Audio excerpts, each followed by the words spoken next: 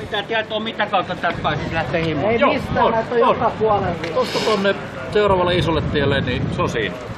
Sitten vielä se, että ketä voi syyttää, jos ammutaan silmään rauhanomaisessa mielessä. Nimenomaan.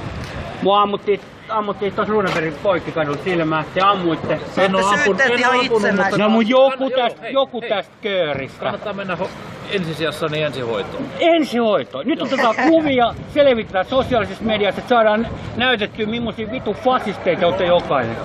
Se on niinku se eka homma. Se ensimmäisen kysymyksen vastaus, niin tuolta pääsee pois alueelta. Joo, mutta että aletaan ampua rauhaomaisia mielenosoittajia silmään.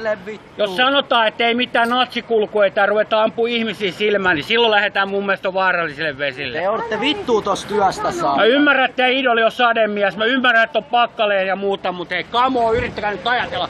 Saatana omalla päällänne. Ampu silmään vittu. Joo, tuo poikki kadulla. Tästä tulee Ilta-Sanomat. Joo, eikö se on vittu levitetään vaan, että nähdään mitä fasistinen poliisi tekee. No mä voin soittaa nyt heti itse asiassa, että ne ampukaskaan noin sanoi mulle äsken soittaa lisää.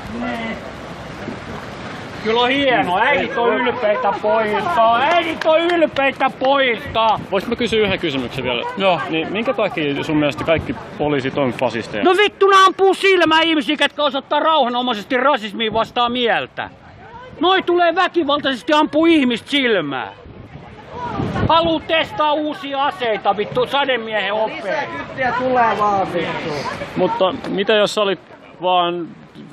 Oliko siinä pyydetty sitten niin poistumaan Minä kuitenkin? osoitin mieltäni natseja vastaan, mikä luulisi olevan kansalaisvelvollisuus, jokaisen ihmisen oikeus. Niin nämä on valinnut puolensa, ne ampuu saatana asettomia ihmisiä silmään. Kun on eri mieltä kuin niiden saatana oppii. Vitu fasistinatsu. Vanha punkbiisi kertoo, että ennemmin ussisi koiraa kuin poliisi ja se pitää paikkansa.